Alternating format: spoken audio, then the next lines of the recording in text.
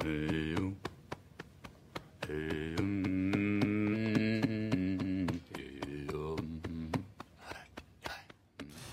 my name is JDR from JDR Cinematography, and today I'll be doing a review on an LED light that caught my attention a few months back. This LED light is called the ColorRight, and I'll be discussing the pros and the cons, and also comparison to 3 different LEDs.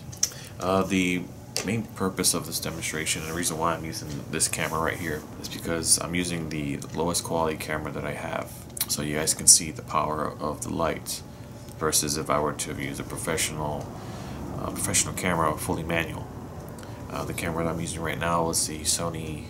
It's basically a point and shoot Sony Handycam, and so far I'm using the minimal light I can use without it being pitch dark. I have a tungsten, probably like a 15-watt tungsten light to my left, and set up all the way back there is a Fresnel or Ari like LED type of spotlight with barn doors, but that's 1500 watts, just one. And then to a little bit to my right, I have the ColorRight, and then I have in hand is an on-camera LED light. I think it's 128 LEDs in this little contraption. This goes on top of the camera. This is mostly for your traditional videographers who are on the go and that need on-camera lighting at the moment.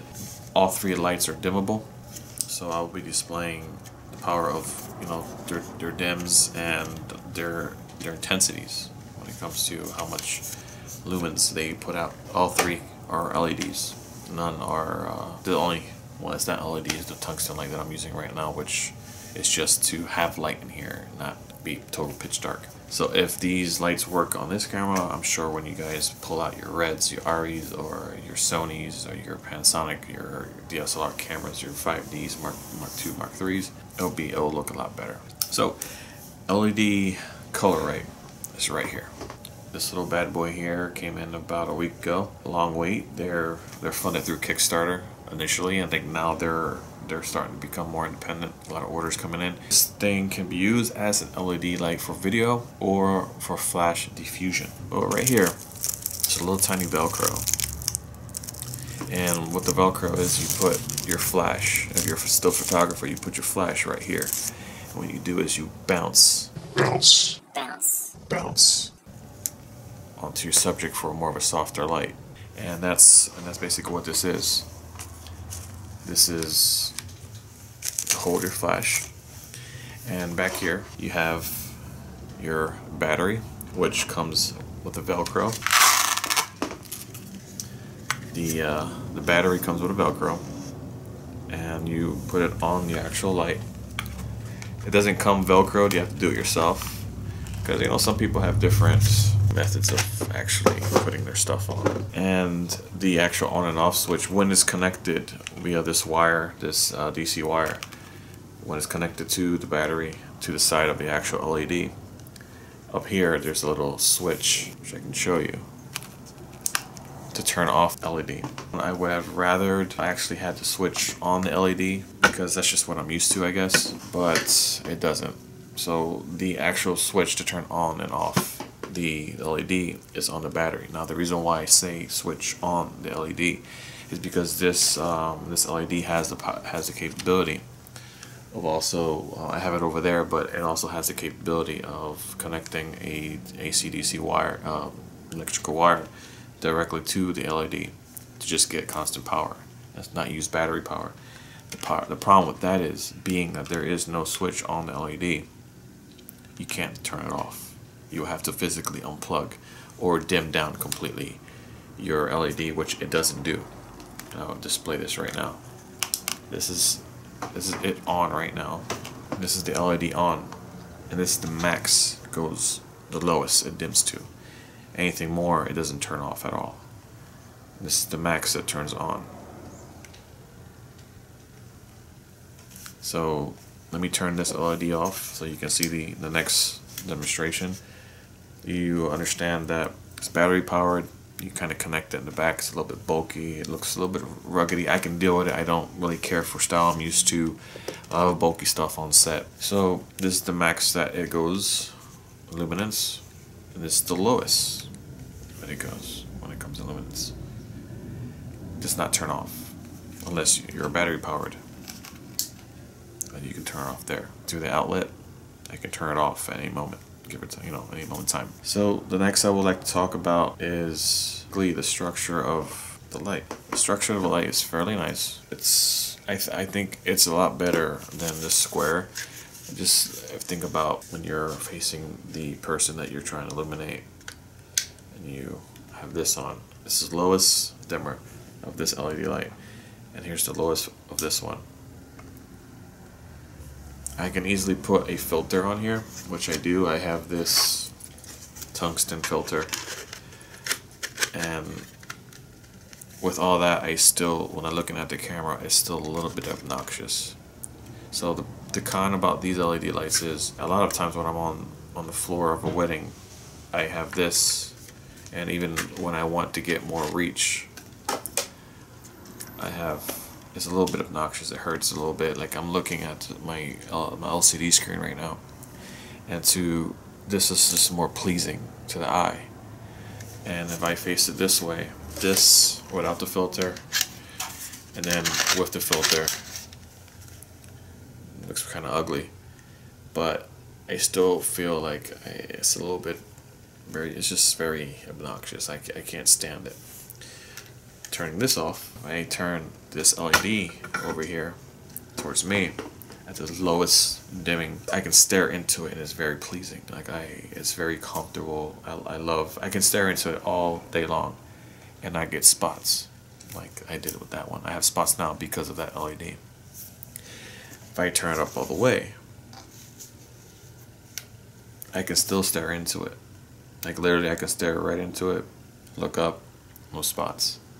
And that's a pro. I feel that the max on this cannot beat the max on that one, on this LED. And I'll just demonstrate. This is the max on my face with the actual filter. And then I'm going to display with this filter on, just because it's fair. The max. It's a lot more powerful. So if I am looking for power, I'm definitely going with this one, but at the same time I can't look at all into this. It's just even this is with the filter too. Without the filter, that's even more. This is about 126 to 128 bulbs, the LED bulbs. That's another con. This thing was advertised as it being brighter than one of these right here, and I specifically bought this, what was on the website, because this is exactly what they had. They had a little small tiny LED light like this, and they had it illuminating the back wall like that. And they said that the color is actually different. It's like a purplish hue type of color, and they had it basically the back wall like this, and then they compared it to this light at its max. It illuminates well, but not as far. And just to give you a comparison of watt wise, like you cinematographers out there that do care about the watts of your LEDs or your tungsten or your fluorescent lights or whatever you guys use, that is the max power at 3 feet away. Just to give you an idea, if you want to use it as a kicker, backlight, hair light, whatever you guys want to use. What I'm about to turn on right now is over 20 feet away from, and it's a 1500 watt LED. So look at that, 3 feet away, or 2 feet away. Check this bad boy out. Yeah, that's very bright. About, yeah, over 15 feet away. That's dimmable also. So, thinking at a cinematography point of view, would I want this as a filler during the day, to fill the bottom parts when it's casting overshadows on the face? Would I want it to be just a nice little run and gun on the camera LED? Or would I want this on the set as a sort of a backlight. Some sort of backlight, you know, off camera, backlight. Does it do just do the trick? That's basically all up to you. I'm only here to compare this LED versus this LED, which, as you can see, is a lot brighter. The only thing I didn't like is they kind of compared it to these lights right here, which is what we use when we want to go battery powered, because this is battery powered. And I don't think it was a really good comparison. I am not saying I don't like the light. I will not be returning this, because I just like the whole fact that it's very pleasing to the face. Because if I were to shine, even with a filter on this camera, and I were to be a little farther back, for me to get a nice soft light, even for like an interview, for example, or even if it's like a filler, if I'm down here and I want to fill, if I want to fill the shadows that are there, I just fill the shadows. Even if I want to fill the shadows for my subject, I just feel that this is, for me, my opinion, and this is what my opinion on this LED is. I would use it on set. I don't think it'll be very useful for me when I do weddings, when I want to reach far. If I'm using a tele lens, a zoom lens, and I want to capture the subject that's about a little over 150 millimeter zoom lens away, this will not reach. This one will reach. If I'm up close with a prime and I have to move around, you know what? This right here would be lovely, because if I'm doing an interview, say the bride and groom want to say something to the camera, it's on the camera and they can easily talk to the camera and not be just completely blurred vision when they at the end of the conversation. So that's my opinion. Also, just to let you guys know, when you buy the most expensive package of ColorRight, you will get a few things. You would get this filter right here, which is the tungsten filter of this LED light over here, which is, if you can't see it, but it, I guess you can. It is orange for that color temperature. You get another filter, blue. See, it changes the color temp. Awesome. You'll also get this right here, more like barn doors, different shapes. You get different, different looks of lighting. Here's your, you got that size. You got that size. It's kind of like your barn doors, more of a spotlight. It's pretty cool. It changes. Let me raise this up so you can see the big difference. This is the big one versus that. I'm gonna get that look. Same here. It works. It comes with the battery charger, AC DC charger for the battery. It comes with a really fairly long AC power for the actual LED, and the straps here. You have straps here for your flash if you're a still photographer. And like I said, the only thing I would recommend ColorRight, if you're listening. I like the idea of the flash. I think if you were to take this wire right here, you can see, and make it a more of a right angle wire, so it doesn't stick out as much. See that? A little right angle. They do exist. They actually have wires that are more flatter, less bulkier. A right angle wire. If I can go towards the back where the battery is, maybe give, and I'm hoping they take my recommendations. I've done some recommendations for Sony for their FS100 and other new 6K cameras. The wire, maybe give us a few choices for length, because this wire is too long. I don't feel like strapping it down. Maybe give us a smaller wire that we can connect with the right angle here, and then connect directly right here, another right angle, there goes the battery. Maybe the battery could go also, but that's just for now. I'm sure you guys are designing something better. Maybe the battery can do what this LED light has done, which is the Sony batteries. This is a small little battery, lasts me for hours.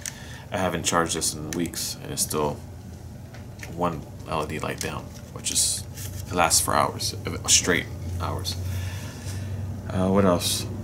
I like the design. Maybe give us an option of a square, rectangle, oval design. Other than that, I can't have nothing else to complain about. I like the look. I like how it looks on the face. So yeah, that was my review of the ColorRight LED.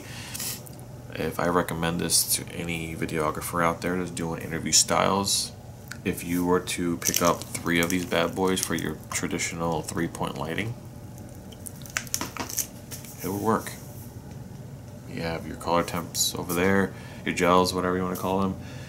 You have options to broaden or widen the LED light. You can dim, and maybe just make this a light a little more powerful. ColorRight, just a little bit more. LUMENATOR. That's my review. Hope this was helpful. GDR.